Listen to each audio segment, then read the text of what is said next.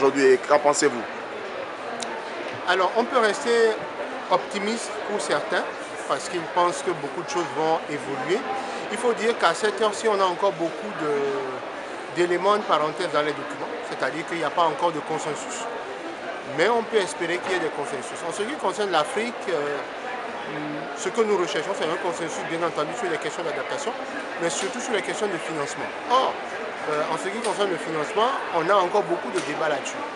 On espère que d'ici la fin des discussions ce soir, voire demain midi, on puisse avoir un consensus qui se dégage.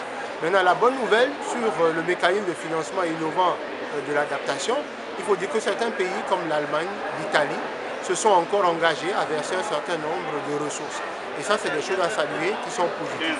Maintenant, comme nous disons, il faut que les pays africains, quels qu'ils soient, se préparent effectivement pour pouvoir avoir des entités nationales qui puissent effectivement accueillir ces ressources et les utiliser. Parce qu'une chose est de se battre pour avoir les ressources et une autre est d'avoir effectivement les capacités d'accueillir ces ressources et de les dépenser. Et pour beaucoup de pays africains, on trouve la solution de facilité de passer par des entités multinationales, multilatérales de gestion comme le PNUD, la BOAD, etc. Et non développer des entités nationales qui puissent accéder à ces ressources. Donc aujourd'hui, on est un peu dans de la grisaille, entre de l'optimisme et du pessimisme. Ce qui est sûr, on aura un accord, mais est-ce qu'il répondra à tous nos attentes? La réponse est parfaitement non. Donc, si l'accord n'est pas positif, quelle va être votre réaction?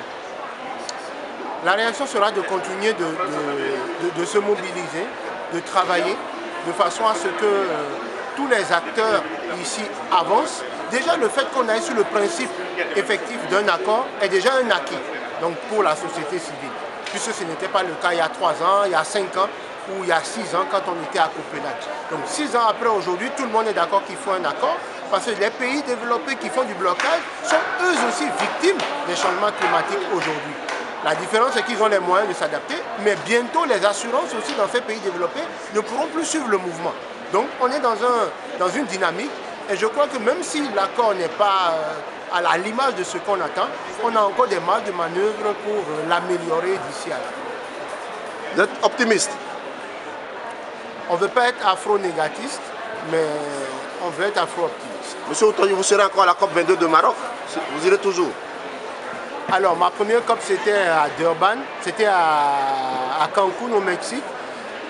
5 ans après, beaucoup de choses ont changé. C'est vrai que c'est un processus fatigant.